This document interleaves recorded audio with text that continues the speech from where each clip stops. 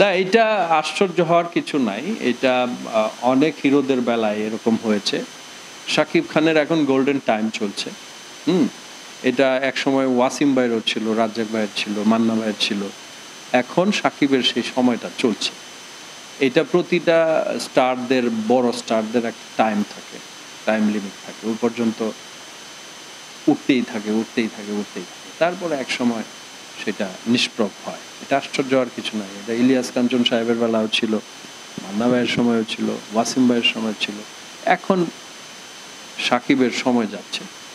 হ্যাঁ, সেজন্যে সাকিবের তো একটা ভক্ত আছে, বিশাল বড় একটা ভক্ত আছে। আর ও তো কাজ করতেছে অনেক দিন, ওরও তো 25 বছর হয়ে গেছে। 25 বছরে অনেক ভক্ত তার গঠন হয়েছে। দ্যাটস ওয়াই ওর ছবি আসলেই পাবলিক একটু, ওর ভক্তরা পাগল হয়ে যায়। এবং আমার মনে হয় অনেকদিন পর পর ছবি আসে, তো এখন তো সে দুটো ঈদে মাত্র রিলিজ দেয়। এটা যদি আরও বেশি রিলিজ হয় তখন হয়তো ছবি দেখা যেতে পারে যে সেটা আসলেই এত ভিড় হচ্ছে কিনা। না, ওর তো ছবি রিলিজ হয়েছে, এমনও হয়েছে যে এক ঈদে আর সাকিবের দেখা গেল 3টা ছবি রিলিজ হচ্ছে এক ঈদে। হ্যাঁ, একটা ঈদে দেখা গেল 3টা ছবি রিলিজ হয়েছে। ওর একা করেছে, সে ঈদ ছাড়াও রিলিজ করেছে। তো ওই ছবিগুলোর প্যাটার্ন, ওই সময় হল ছিল বেশি অনেক। এখন তো সিনেমার প্যাটার্ন চেঞ্জ হয়ে গেছে, অন্যরকম প্যাটার্নের ছবি হচ্ছে, ধরনটা চেঞ্জ হয়েছে। সেটা শুধু আমাদের দেশে না, আমাদের দেশের অঙ্গনে না, এটা কলকাতায় হচ্ছে, বোম্বেতে হচ্ছে, তামিলে হচ্ছে, তারপরে হলিউডেও হচ্ছে। মানে একটু অন্যরকম হয়ে গেছে। হ্যাঁ, আগে এগুলো ছিল না। তুফানের, হ্যাঁ, রিভিউ দেখেছি। রিভিউ দেখবো না কেন? এটা তো সামাজিক যোগাযোগ মাধ্যমের কারণে সব কিছুই দেখা যায়। হ্যাঁ, সব কিছুই দেখা যায়। আমি আমি আমি আমি ছবিটা এখনো দেখি নাই, কারণ আমরা 4-5 জন একসঙ্গে দেখবো, সেজন্য দেখি নাই। তবে বিভিন্ন জন বিভিন্ন রকমের কথা বলছে যে এটা হলো মাফিয়া গ্যাংয়ের ছবি বা গোলাগুলি বেশি। তো এখন অ্যাকশন ছবি হলে তো গোলাগুলি হবেই, তাই না? আর দেখার পরে আরো বিশ্লেষণ করতে পারবো। হতে পারে না, আচ্ছা, হতে পারে, বিকজ আমার মনে হয় তুফান 2-তে বোধহয় বিষয়টা ক্লিয়ার করবে ডাইরেক্টর। সেজন্য হয়তো এই ছবিটার মধ্যে সবকিছু মেসেজ নাই। আর দেখি নাই ছবিটা, দেখলে আরো ভালো বলতে পারবো। না না, অনেক অনেক বেশি কাজ করেছি তার সাথে, তা ঠিক না। আমি মনে হয় 1 ডজন ছবি করেছি, 10 থেকে 1 ডজন এরকম হবে। এখন বিষয়টা হচ্ছে কি, ওর পাশাপাশি দাঁড়ানোর মতো হিরো লাগবে তো, তাই না? ওরাও ম্যাচিউরড হচ্ছে, যারা নতুন আসছে তাদেরও 8-10 বছর হয়ে গেছে। অনেকগুলো ছেলে আসছে, সুন্দর সুন্দর, দেখতে সুন্দর, অভিনয় ভালো করে, যেমন সিয়াম, শুভ, রোশন, বাপ্পি, সাইমন, নিরবিমন, এরাও যখন এরকম ভালো গল্প টল্প পাবে হয়তো ক্লিক করতে পারে। তবে ইন্ডাস্ট্রিতে আরো 4-5টা হিরো দরকার। হ্যাঁ, সাকিবের উপরেও তো এটা একটা বার্ডেন হয়ে যায় না? সেও তো 25 বছর যাবৎ কাজ করছে। আরো 2-4টা হিরো হলে আমার মনে হয় ইন্ডাস্ট্রিতে আরো ভালো ভালো কাজ হবে। ইন্ডাস্ট্রির ক্ষতি হবে না, ইন্ডাস্ট্রির কেন ক্ষতি হবে? পজিটিভ নেগেটিভ দর্শকরাই তো বলবে, তাই না? মানুষ একটা স্টার হয় কি দিয়ে? দর্শক দিয়ে, তাই না? হলে যদি দর্শক না যায় তাহলে পজিটিভ নেগেটিভ বলবে কে? বাসায় বসে থাকলে তো আর ছবি চলবে না। ছবির যারা দেখতে যায় তারাই তো পজিটিভ বলবে, তারাই তো নেগেটিভ বলবে। বলবে যে ভাই আমার ভাল লাগছে, ভাই আমার ভাল লাগে না, ভাই আমার গুলির শব্দ পাইছি, ভাই সাকিবরে সেরকম লাগছে, গুলাগুলি বেশি, এইটা বেশি সেটা বেশি, এটা নিয়ে বাচ্চাদের দেখা যায় নাকি? এক একজন এক এক কথা বলবে। এটাই তো নিয়ম, এটাই তো নিয়ম। না, কপি না, কপি ঠিক না। কপি মনে করেন একজন, আমি একটু দাড়ি রাখলাম, চুলটা বড় রাখলাম, এরকম চুলের গেটআপের শুধু রণবীর কাপুর না, এই যে কিসি কা ভাই কিসি কা জান ছবির মধ্যে তো সালমান খানও করছে। তো এটা তো একজনকে আরেকজন মানে এটা হয়ে যায়, আমরা একই সাবকন্টিনেন্টালে তো তো এরকম হয়ে যায়। ধরেন এখন একজন কালো রঙের কোট পরলো, কোট পরে অ্যাক্টিং করলো, সালমান খানও কালো, তো বললো যে ওর দেখা দেখি আমি এটা করছি, এটা ঠিক না। হইতে পারে চরিত্রের কারণে হয়তো সে এরকম গেট আপ নিয়েছে। আমি গল্পের প্রয়োজনে, আমি ছবিটা দেখি নাই, দেখলে আরো ভালো। তুফানের ঝড়,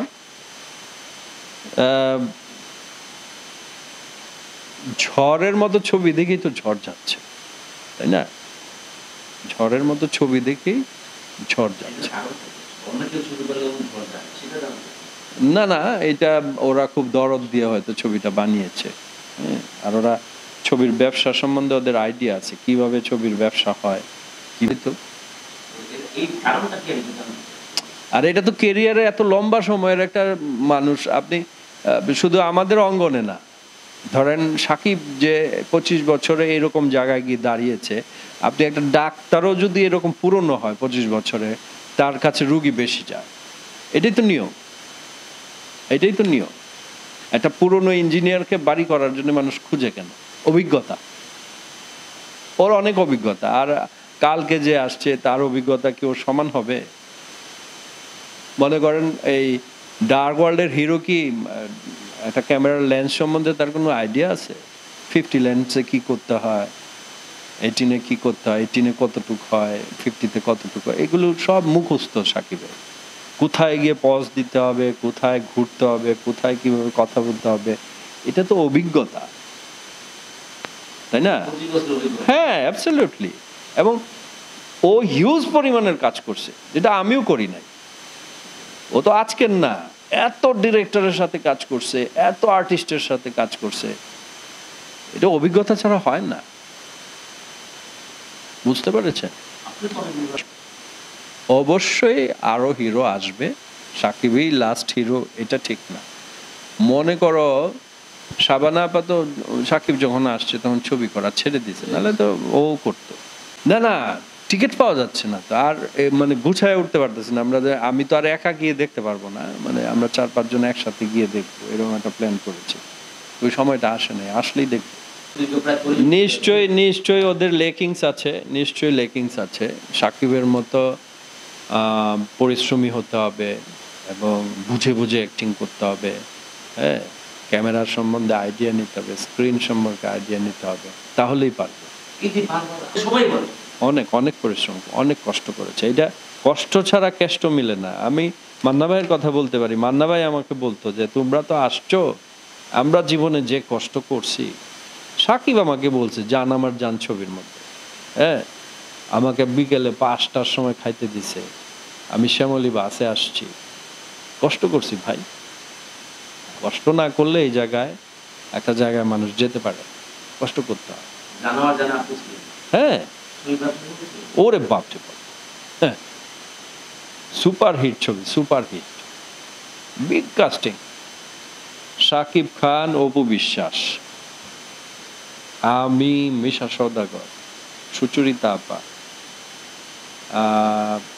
উজ্জ্বল ভাই, আদিল ভাই, মিশা ভাই।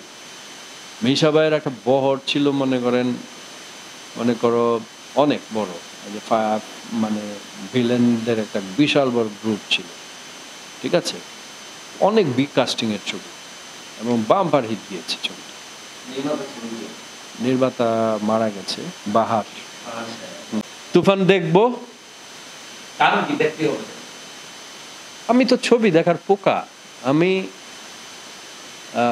ভাত খাওয়ার চেয়ে বেশি পছন্দ করি ছবি দেখতে। এবং যখনই কোনো দেশে গিয়েছি, বিদেশে ভ্রমণ করতে গিয়েছি, আমি যদি সেটা 12টা 1টার ভিতরে নেমে গেছি, ধরেন কলকাতায় হোক বা আদার্স ইউরোপে হোক, ইংল্যান্ডে হোক, যার কাছে গিয়েছি, বন্ধু থাকলে বন্ধুরে বলতাম দোস্ত আজকে কিন্তু ছবি দেখাইতে হবে। হ্যাঁ, আমার মনে আছে 2015 আমি 15-র ঈদ করেছি লন্ডনে। লন্ডনে কিন্তু হিন্দি ছবি রিলিজ হয়, তখন কিক নামে একটা ছবি রিলিজ হয়েছিল সালমান খানের, ওটা আমি 3 বার দেখেছি। হ্যাঁ 3 বার দেখেছি। এক্সপেন্ডেবল দেখেছি 2 বার। একটা 3D ছবি দেখেছি এই যে শিম্পাঞ্জিদের নিয়ে, নামটা ভুলে গেছি। ওটা 3D ছিল, ওটা দেখেছি। সিনেমা সিনেমা সিনেমা করে জীবনের জীবন তো প্রায় শেষ পর্যায়ে নিয়ে এসেছি। সিনেমাকে এত ভালোবাসি। হ্যাঁ,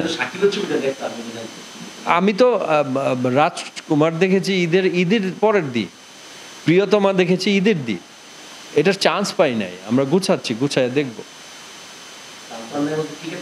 না না না না না, টিকিট তো অ্যারেঞ্জ হয়তো করা যাবে, কিন্তু আমরা যারা দেখি 3 জন এখনো ঢাকার বাইরে আছে।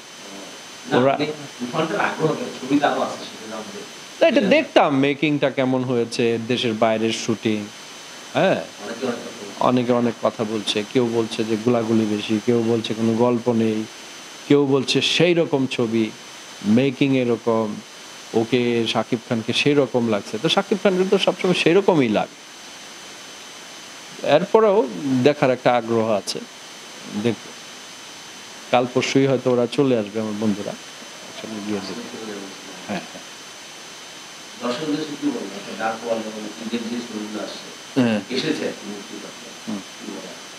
দর্শকদের বলবো বিনোদনের জন্য আপনারা হলে গিয়ে ছবি দেখবেন, আমাদের জন্য দোয়া করবেন, আমরা যেন ভালো ভালো ছবি করে আপনাদেরকে দেখাতে পারি।